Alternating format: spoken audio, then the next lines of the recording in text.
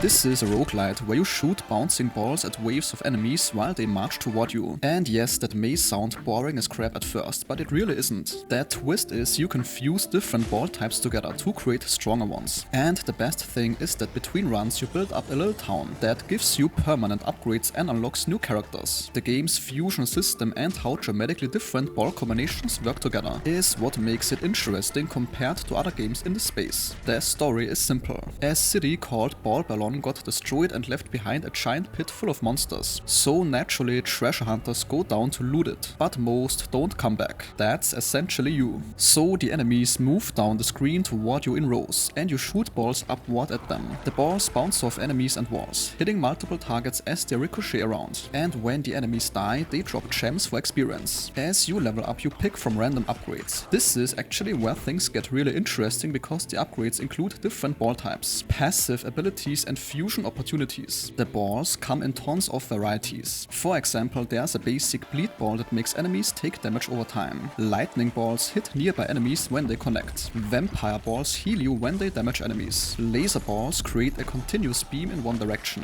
And there really are a ton more. The fusion system essentially has two parts. The regular fusion just combines two ball types so one ball applies both effects, like a ball that does both bleed and poison. The evolution fusion takes specific combinations and transform them into something entirely new and stronger. For example, combining vampire and blood mother balls creates a leech ball with unique properties. You can even fuse evolved balls together for even wilder combinations, like creating a blizzard ball that also causes hemorrhage damage. During runs, you also find trinkets that modify how your balls behave. These can change your strategy completely depending on what you pick. The difficulty ramps up as you go deeper. More enemies appear, tougher enemy types show up, and eventually you hit boss fights. The bosses are large enemies that don't march forward like normal ones, and you need to position yourself to hit the weak points. They are mostly immune to status effects though, which makes builds focused entirely on burn or bleed less effective. Between runs, you return to your base camp. You collect resources from your runs and use them to construct buildings. The buildings give permanent stat boosts to all characters, unlock new ball types and upgrades, or let you recruit new characters. Some buildings produce resources automatically over time. You assign your idle characters to harvest wheat, wood or stone. Unlocking new characters requires specific buildings, and those characters can then be used in runs, or set to gather resources. If you complete runs with different characters on higher difficulties, you unlock trophies that give permanent bonuses to everyone. One thing to note is the game speeds up as you get stronger, which helps keep the pace quick. You can also manually adjust the game speed if things ever feel too slow or too fast. The game's visual style is simple but readable. There's a lot happening on screen when you have multiple balls bouncing around with various effects, but you can still track what's going on. So basically the game's meta progression loop is the hook. Each run unlocks more content, more characters, more ball types, and more buildings. There's pretty much always something new to discover or try. And that sentence concludes today's video. If your time was respected, a like or comment is very much appreciated.